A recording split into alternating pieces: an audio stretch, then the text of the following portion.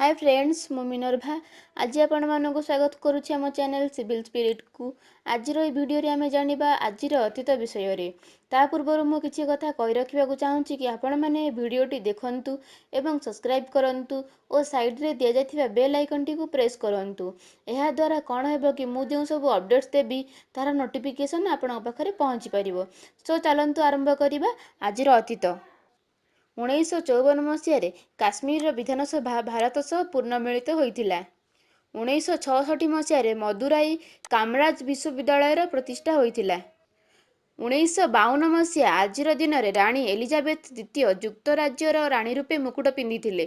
तांको पिता George six मृत्यु होइथिबारु से राणी होइथिले। 1959 मसीह जैक किल्बी प्रथम इंटीग्रेटेड सर्किट प्रतिष्ठा करथिले। से मध्य फिजिक्स नोबेल पुरस्कार पाइथिले। 1953 मसीह कांग्रेस कम्युनिस्ट पार्टी एवं जनसंघ राष्ट्रीय दल रूपे मान्यता पाइथिले। Thank you.